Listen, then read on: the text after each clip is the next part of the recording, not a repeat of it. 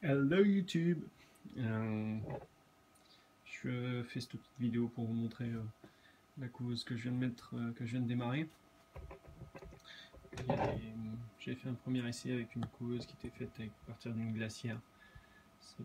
Les résultats sont pas géniaux, mais bon, il y a plein de facteurs. Je n'ai eu que quelques poussins grâce à cette première cause. Et là, celle-ci, j'espère que ça va se passer un peu mieux. Donc ça part d'une alimentation de PC. Ça c'est un régulateur, comme un régulateur Fox ou Honeywell qu'on voit dans la vitrine réfrigérée dans les magasins. C'est très facile à brancher et à programmer. Aucune difficulté. Donc j'ai fabriqué ça en contreplaqué de 15 mm, c'est un peu costaud. Une petite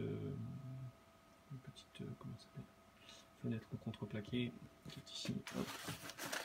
Là on est à 36.3 donc elle va pas tarder à se mettre en route. Il y a un peu de bruit parce que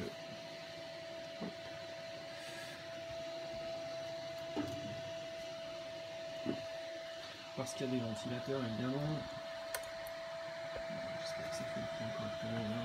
Donc je stocke à l'intérieur l'eau qui va servir à remettre de l'eau ici en dessous. Sous la plaque à trous là il y a un grand plateau comme au self avec des éponges dedans. Et ça ne me donnait pas suffisamment d'humidité. Donc j'ai modifié un petit peu ma coquille.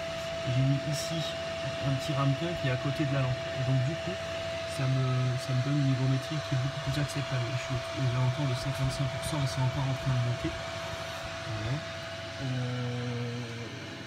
J'ai collecté des œufs partout chez les amis qui ont des poulaillers avec un coq et je suis pas parvenu à le remplir entièrement. Mais c'est pas mal quand même. Voilà. La sonde de ce petit régulateur se trouve au bout du fil qui est là-bas, au bout du fil, c'est un fil en cuivre. Et voilà, il n'y a rien de particulier. Rendez-vous dans 20 jours maintenant, puisque je l'ai mise en route hier. Il y a des grosses charnières, c'est des trucs de récup que j'avais, c'est mis sur des sangles.